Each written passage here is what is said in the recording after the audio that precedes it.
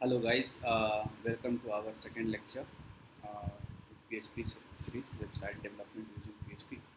Uh, in this lecture, uh, actually we saw why we use PHP, हम लोग PHP क्यों use करेंगे for website development, और हम ये भी देखेंगे कि PHP difference between PHP and Java dot net, PHP का कंपेरिजन करेंगे हम जावा और डॉट नेट से। तो लेट्स कंटिन्यू करते हैं।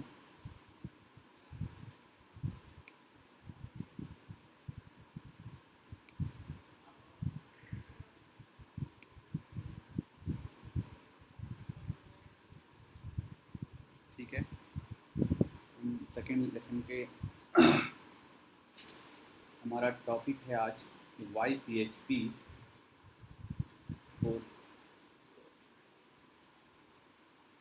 Y P H P use for website development. पहला क्वेश्चन हमारा ये है। दूसरा है difference between P H P with Java dot net Python and so on. Okay, so first हम पिछले लेसन का थोड़ा सा रिकैप करते हैं। हमने पढ़ा था पिछले लेसन में कि वेबसाइट क्या होता है। तो हमने देखा था कि जो प्रोग्राम और एप्लीकेशन हम अपने सिस्टम पे डेवलप करते हैं वो ग्लोबली एक्सेस नहीं होता है। तो हम उसी सर्वर पे हम एक ऐसा सिस्टम पे उसे डिप्लॉय करते हैं या फिर उसे इंस्टॉल करते हैं या फिर उसे रन करते हैं, जो कि पूरे ऑल ओवर जो जितने भी सिस्टम हैं वर्ल्ड में वो एसेस कर सके या यूज़र उसे एसेस कर सके। और वो कैसे पॉसिबल था? हमने खुद को सिस्टम हम बना नहीं सकते हैं अपना जो कि 24 आवर्स रन रहे, क्योंकि हमारे पास रिसोर्सेज नहीं है। हम 24 आवर्स उसमें इंटरनेट रख नहीं सकते हैं, सिस्टम ऑन नहीं रह सकते, इसलिए हमें हेल्प लेना पड़ा अदर वेंडर का। Vendor in the sense other like GoDaddy हो गया आपका, GoDaddy हो गया, या और फिर या खुद का अपना AWS से भी बना सकते हैं। AWS means Amazon web server से भी आप खुद का भी सर्वर वहाँ पे EC2 इंस्टेंस क्रिएट करके आप खुद का भी डिप्लॉयमेंट कर सकते हैं। तो हमने ये समझा था कि टू फेज होता है, two phase of website development. क्या क्या होता है?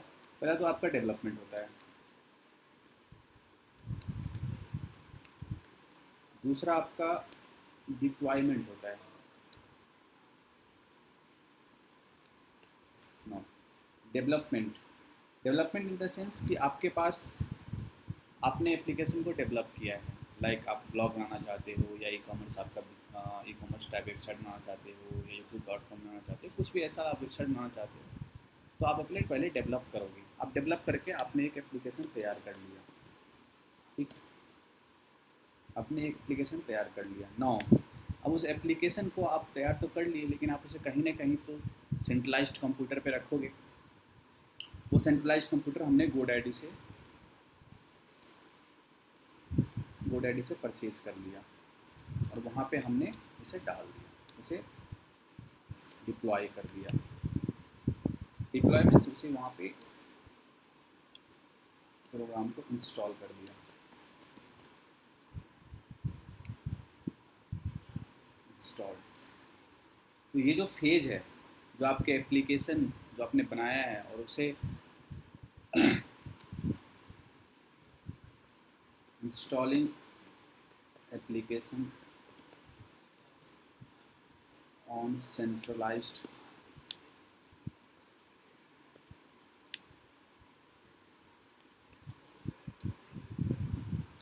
Computer is called deployment. अब वहाँ से अनइंस्टॉल कर देंगे एप्लीकेशन को तो वो अनडिप्लॉयमेंट कहलाएगा। ओके, नाउ तो हमारा दो फेज होता है, एक डेवलपमेंट होता है, एक और एक डिप्लॉयमेंट होता है। तो अब हम कंपैरिजन करेंगे कि PHP क्यों। अब कंपैरिजन करेंगे जावा से, डॉट नेट से, कि PHP अगर हम यूज़ करते हैं तो ये डेवलपमेंट में, फर्स्ट डेवलपमेंट में और डिप्लॉयमेंट में कैसे हमें बेनिफिट होगा। तो लाइक अब देखते हैं डेवलपमेंट। सबसे पहला हम डेवलपमेंट के बेसिस पे हम देखते हैं कि PHP यूज़ करेंगे तो क्या क्या बेनिफिट्स है।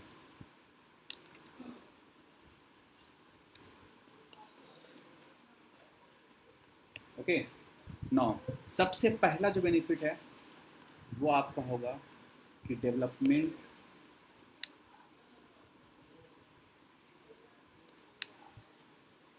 इन स्मॉलर लेस टाइम में हो जाएगा कंपेरिजन टू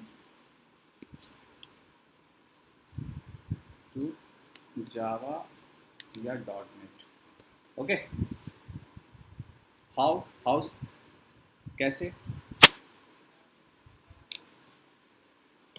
कैसे, तो मैं आपको एक एग्जांपल दिखाता हूँ। लेट्स हम एक हेलो वर्ल्ड प्रोग्राम बनाएंगे जावा में और एक हम देखेंगे PHP में। तो हम वीडियो को शॉर्ट करने के लिए हम प्रीडिफाइंड वेबसाइट पे चलते हैं।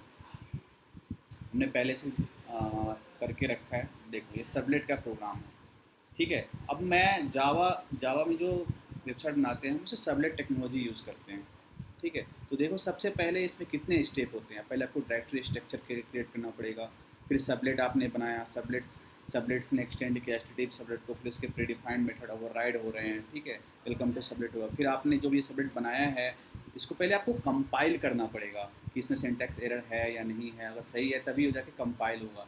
जब कंपाइल हो जाएगा तो फिर इसके जो सबलेट बनाया है वो सबलेट जो आपको एसेस होगा उसे वेब डॉट एक्सएमएल फाइल में उसे रजिस्टर करना पड़ेगा।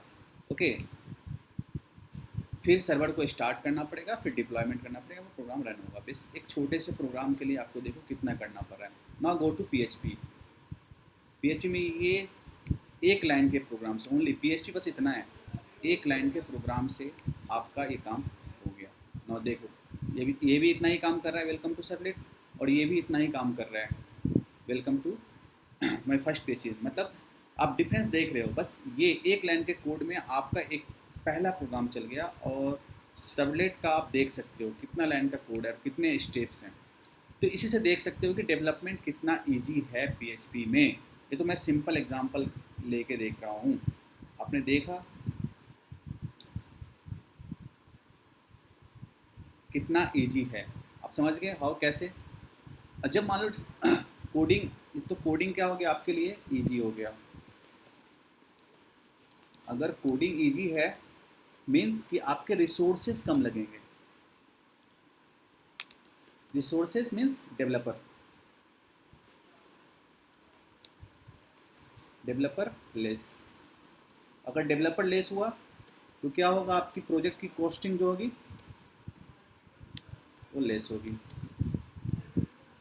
Okay, are you getting a point. तो आप समझ सकते हो कि डेवलपमेंट कितना इजी है PHP में। एक लाइन के कोड से आपका एक सबलेट प्रोग्राम चल जाता है, ठीक है। अगर डेवलपमेंट लेस है, सिंटेक्स कम लिखना पड़ता है, कोडिंग इजी है, तो आपका जो डेवलपर कॉस्ट है, डेवलपर्स कम लगेंगे। बड़े से बड़े लाइक IRCTC बनाना चाहते हो तो डेवलपर्स कम लगेंगे उसमें, तो आपका प्रोजेक्ट की कॉस्टिंग कम जाएगी। Okay got it. और प्रोजेक्ट आपका सिंटेक्स कम लिखना पड़ेगा, तो जो जावा में बनाओगे वो 4 महीने में बनेगा, ये 15 डेज में बन जाएगा, ठीक है। नाउ अब हम कंपेरिजन करते हैं डिप्लॉयमेंट। आपने चलो मान लो प्रोजेक्ट डेवलप कर लिया, अब डिप्लॉयमेंट। ओके,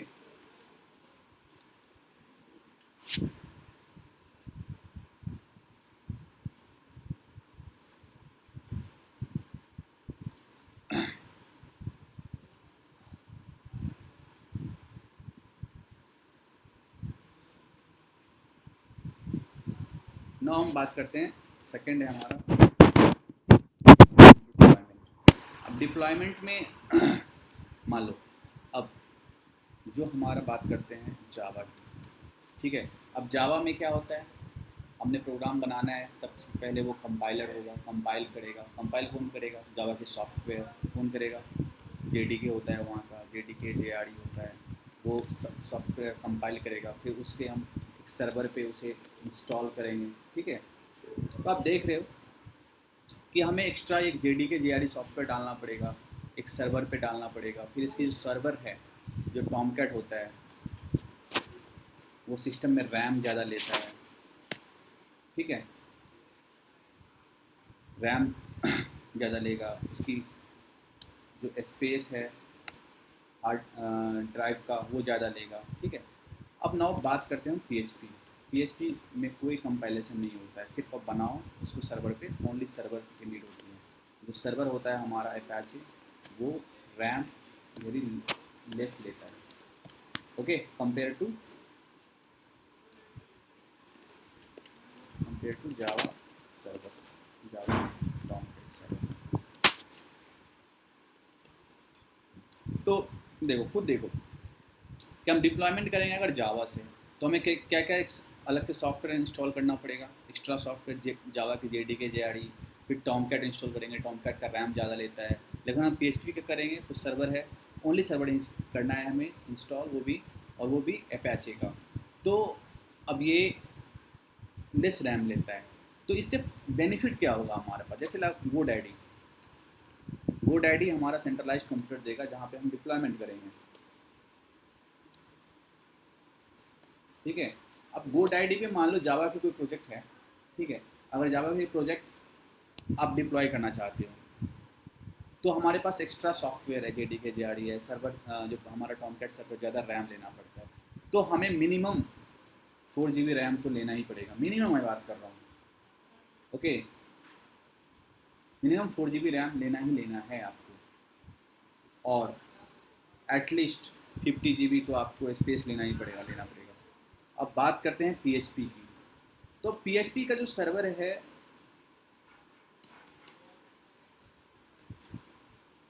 वो लेस रैम लेता है, तो आप 1 GB में भी काम चला सकते हो, ओके। और जितना छोटा स्पेस आप चाहिए आप 10 GB से ले सकते हो, 5 GB ले सकते हो। Are you getting a point? तो आपको दिख रहा होगा कि डिप्लॉयमेंट भी कितना ईजी है PHP में।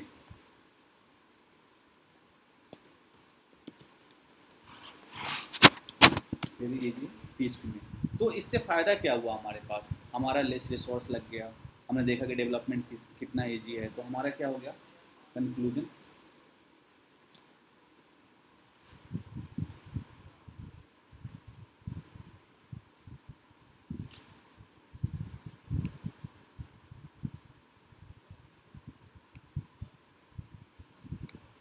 हम बात करते हैं कंक्लूजन की। क्या हो गया, लेस रिसोर्स,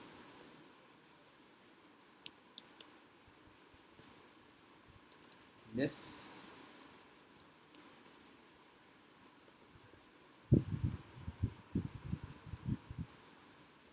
डेवलपर, तो क्या होगा, कॉस्टिंग आपका लो हो गया, ओके।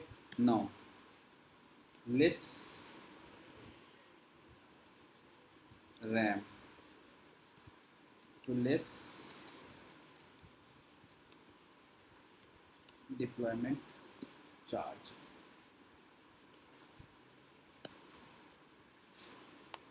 तो कॉस्टिंग आपकी ओवरऑल प्रोजेक्ट जो है, कॉस्टिंग ऑफ प्रोजेक्ट लो हो गया, और